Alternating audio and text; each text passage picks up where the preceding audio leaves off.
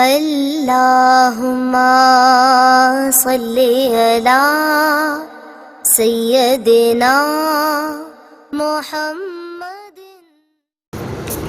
آج کا سبق سورہ بقرہ کی آیت نمبر 269 سے ہے۔ اعوذ باللہ من الشیطان الرجیم، بسم اللہ الرحمن الرحیم۔ یؤتی الحکمت من یشاء ومن یؤت الحکمت فقد اوتی خیرا کثیرا وما یذکر الا اولو الالباب۔ یؤتی اللہ دیتے ہیں، الحکمت دانائی، حکمت، من یشاء جسے چاہتے ہیں، ومن یؤت الحکمہ جسے دے دی گئی حکمت، فقد اوتی خیرا کثیرا اسے بہت زیادہ بھلائی دے دی گئی، وما یذکر اور نصیحت حاصل نہیں کرتے الا مگر اولو الالباب عقل والے۔ اللہ جسے چاہتے ہیں حکمت عطا فرماتے ہیں، اور جسے حکمت دے دی جائے اس سے بہت زیادہ بھلائی دے دی گئی، اور نصیحت حاصل نہیں کرتے مگر عقل والے۔ وما انفقتم من نفقۃ او نذرتم من نذر فإن اللہ یعلم وما للظالمین من انصار۔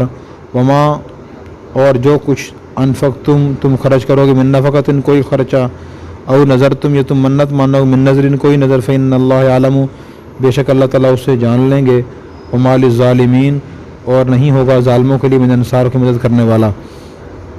تم جو بھی خرچ کرو گے، کہ تم نے جو خرچ کیا ہے، تم نے جو بھی نظر مانی ہے، بے شک اللہ اسے جانتے ہیں اور ظالموں کے مددگار نہیں ہوگا۔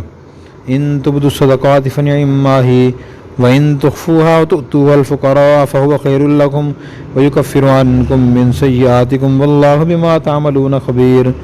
ان اگر تبدو تم ظاہر کرو صدقات فنعما ہی تو اچھا ہے، وان تخفوها اگر تم ان کو چھپاؤ، وتؤتوها الفقراء صدقات تم دو فقراء کو، فهو خیر لکم وہ تمہارے لیے بہتر ہوگا، ویکفر عنکم اور مٹا دے گا تم سے سیئاتکم من سیئاتکم تمہاری برائیاں، اور اللہ تعالیٰ تمہارے اعمال سے باخبر ہیں۔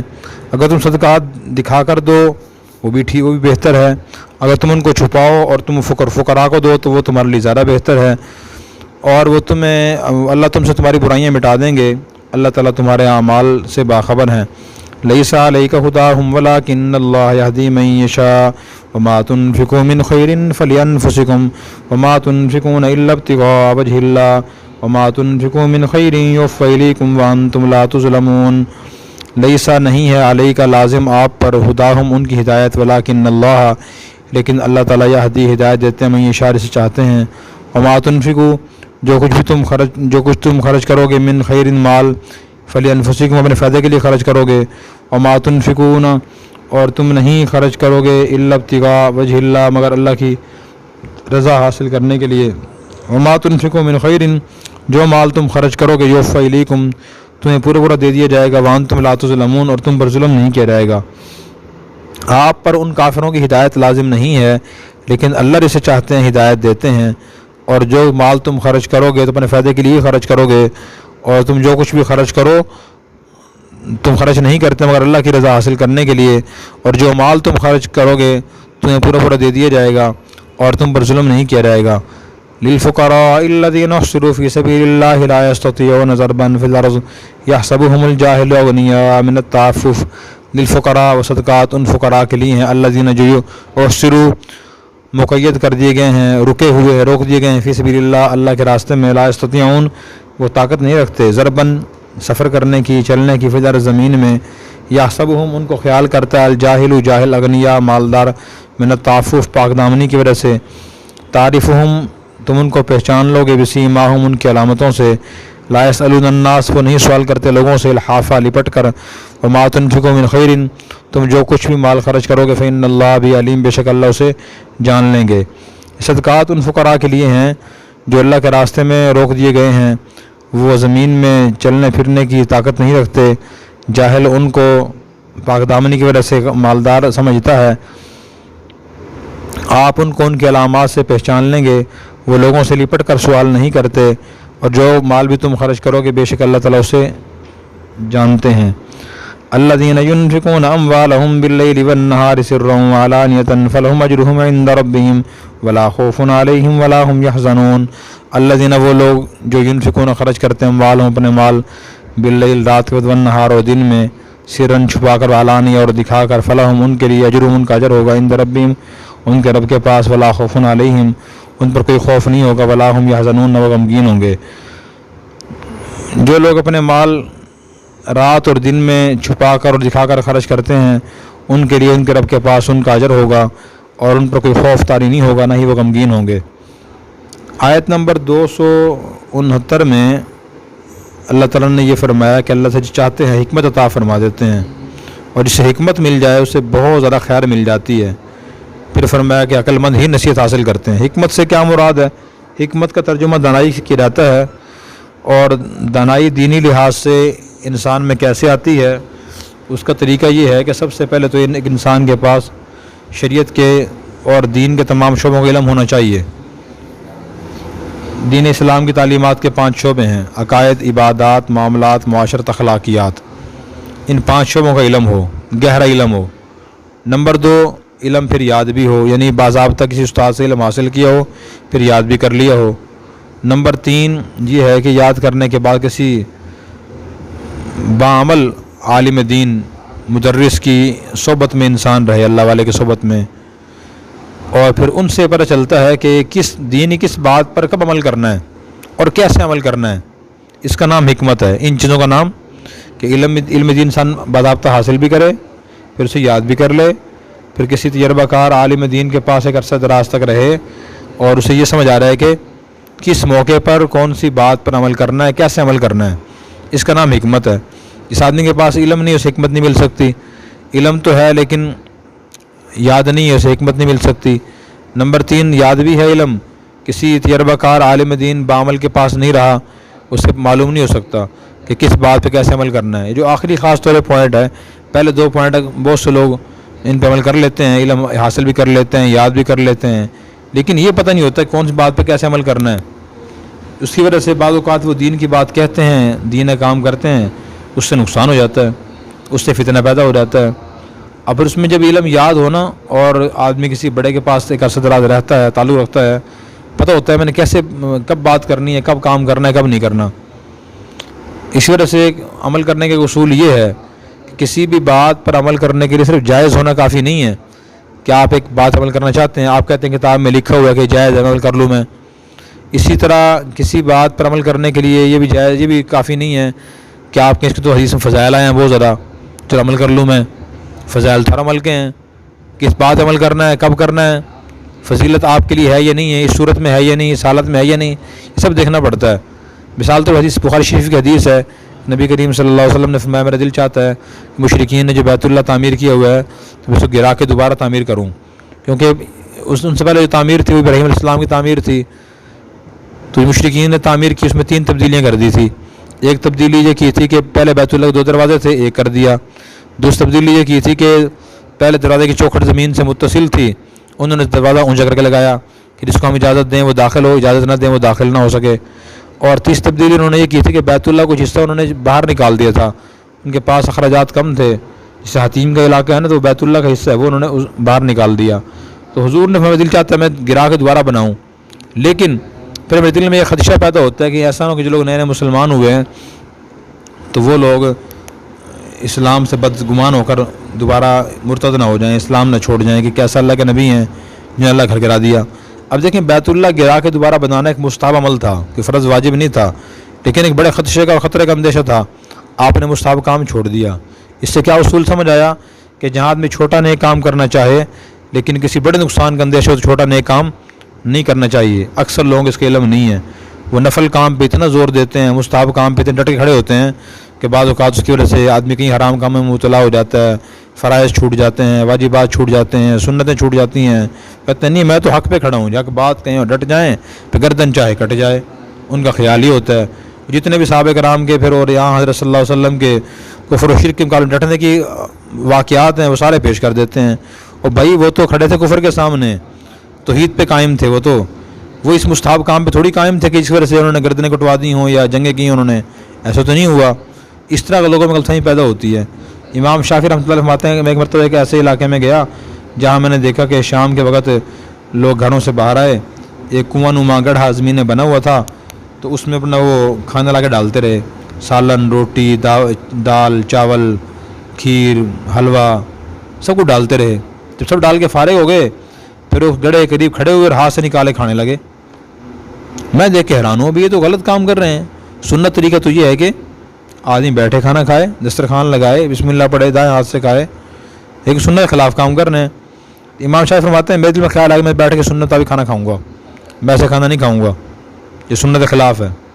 پھر دوبارہ مجھے خیال یہ آیا, امام شافعی فرماتے ہیں اگر میں ایسے بیٹھے کھانا کھاؤں گا نا جن کی روٹین کے خلاف ہوگا تو یہ اس سنت کو دیکھ کے ہنسیں گے.